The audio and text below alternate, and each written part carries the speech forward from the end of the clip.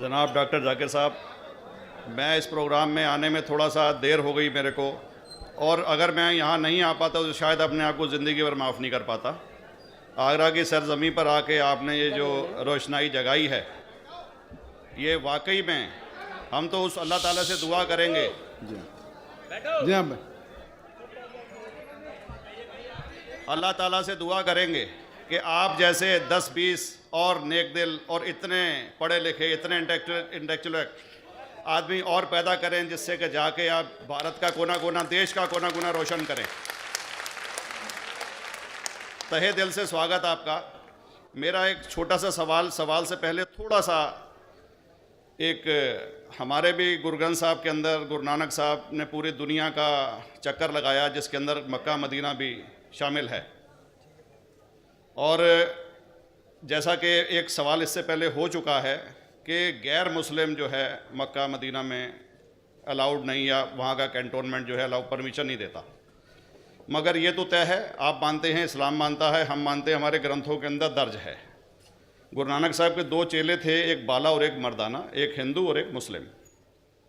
मर्दाना की बहुत ख्वाहिश थी कि मुसलमान जब तक पूरा मुसलमान नहीं कहलाने का हकदार, जब तक कि वो काबा का दर्शन ना कराए, तो गुरु नानक साहब उसको लेके और काबा गए। हमारे ग्रंथ के अंदर जो दर्ज है कि जब वो वहाँ पहुँचे, उन दिनों बहुत लंबा ये किस्सा है, 1 साल लगता था, और वो रूट सारा उसका वर्णन है। और वहाँ जब मक्का, जो मस्जिद के बाहर साथ ही एक दीवार थी, जहाँ पर के भारत के जो मुसलमान दर्शन करने जाते थे काबा के, वो उनको वहाँ ठहराया जाता था। वहाँ की देखभाल जो करता था वो मुल्ला जीवन करता था। जब गुरु नानक साहब अपने चेलों के साथ में वहाँ पर पड़े थे, तो सुबह जब मुल्ला जीवन वहाँ की सफाई करने के लिए आया, तो उसने देखा गुरु नानक साहब के जो पैर थे वो काबा की तरफ थे। वो गुस्से में चिल्लाया कि ये कौन काफिर है जो कि काबा की तरफ पैर करके पड़ा है, और उसने गुस्से के अंदर आके उनके पैरों को झटका दिया, दूसरी तरफ किया। तो हमारे ग्रंथ के अंदर दर्ज जो किस्सा है उसके अंदर ये है कि काबा भी उस समय हिल गया। जिधर गुरु नानक के पैर जाते थे काबा उधर मुड़ता था। तो वो ज़ोर से चिल्लाया, ये कोई हज़रत है, ये कोई औलिया है।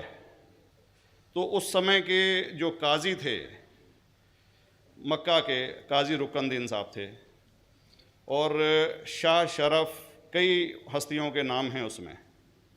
तो मैं ये जानना चाहता हूँ कि ये वर्जन को आप मतलब एग्री करते हैं, और करते हैं तो इसका हमारे मुस्लिम ग्रंथों के अंदर किस तरीके से उल्लेख है, ये कृपया बताएं। भाई साहब ने एक सवाल पूछा अपने गुरु ग्रंथ साहिब के मुतालिक, और अल्हम्दुलिल्लाह मैं भी गुरु ग्रंथ साहिब पढ़ चुका हूँ। और जिस तरीके से, क्योंकि वक्त मुख्तसर सा होने की वजह से मुझे वक्त नहीं मिला कि गुरु ग्रंथ को भी कोट करूँ। आपका सवाल का जवाब देने के पहले मैं आपसे ज़्यादा चाहूँगा कि इवन गुरु ग्रंथ की किताब पढ़ेंगे आप, ग्रंथ जिसे आदि ग्रंथ कहते हैं, और कोई सिख से पूछेंगे कि खुदा का तसव्वुर क्या है, सबसे बेहतरीन जवाब कोई सिख दे सकेगा, वो आपको कोट करेंगे जापू जी, जो गुरु ग्रंथ साहिब आदि ग्रंथ के सबसे पहले चैप्टर है, सबसे पहला श्लोक, जिसके कहते हैं जापू जी। इसके मानी है कि God is true, he is only one, he is not begotten and is free from fear and want. क्योंकि मैंने अंग्रेज़ी में पढ़ा हूँ, इसलिए मैं अंग्रेज़ी में उसे कह रहा हूँ कि खुदा एक ही है, वो हक है, और वो ना किसी को जना है ना किसी को जनेगा, और वो इमॉर्टल है, ना कभी मर सकता है। और इसको सिखिज्म में जो खुदा को कहते हैं Omkara, in manifest form he is Omkara, and unmanifest form he is एक ओमकारा। और कई इसके एट्रीब्यूट्स है, मिसाल के तौर पे परवरदिगार, अकल, और उसे रहीम कहा गया है, Wahe Guru as one God कहा गया है, और it is strictly against idol worship and avatarvada. भाई साहब का सवाल था कि उनने ग्रंथ में पढ़ा कि गुरु नानक साहब मक्का के, और उनका पैर काबा की तरफ था, और कोई मौलवी ने पैर को हिलाए और काबा हिल गया। क्योंकि ये age of science and technology है, अगर कोई चीज़ जो किताब हज़ारों साल पहले लिखी गई है, 10,000 साल या 4,000 साल, तो शायद उसके बारे में हिस्टोरिकल रिकॉर्ड मिलना मुश्किल है। हालांकि इवन जीसस क्राइस्ट के बारे में 2000 साल हिस्टोरिकल रिकॉर्ड है, क्योंकि सिखिज्म जो एकदम नया मज़हब है, जितने मज़ाहिब के मुकाबले हिंदुस्तान में नया है, कुछ सैकड़ों साल पहले 15th सेंचुरी में, toward the end of the 15th century, Guru Nanak साहब जो पंजाब के थे, ये मज़हब तो कायम हुआ हार्डली 400-500 या 400-500 साल। और अगर ये मान लो, सपोज मिसाल के तौर पे मान लो, मैं क्यों कह रहा हूँ कि मैं नहीं चाहता हूँ किसी को बुरा लगे, मान लो ये सच है, मान लो अगर 400-500 साल पहले अगर ये होता था कि काबा इधर से उधर हिल जाता था, तो हिस्टोरिकल रिकॉर्ड में बिल्कुल लिखा होता था। और कई हिस्टोरिकल रिकॉर्ड में ये नहीं कि काबा हिला इधर उधर, कई हिस्टोरिकल रिकॉर्ड आप देखेंगे, हिस्ट्री इतनी अल्हम्दुलिल्लाह 800-900 साल पहले, 1000 साल पहले जो मुगल ने किए, बिल्कुल लिखा हुआ हिस्टोरिकल रिकॉर्ड में।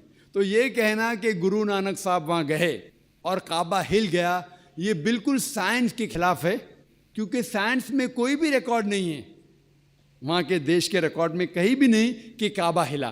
तो इसलिए हम कहते हैं कि हो सकता है ये गलती से किसने लिखा होगा, न कई किस्से कहानी। ये मैं तस्लीम करता हूँ कि गुरु ग्रंथ साहिब में कई चीज़ें सही है, हक की बात है, लेकिन ये तस्लीम करना कि काबा हिल गया, ये बिल्कुल साइंस के भी खिलाफ है, साइंस के खिलाफ है, और इस्लाम में भी ये नहीं है। लेकिन ये कहना कि कोई गैर मुस्लिम जा सकता है, मुमकिन है, चुपके से कोई गया तो हो सकता है।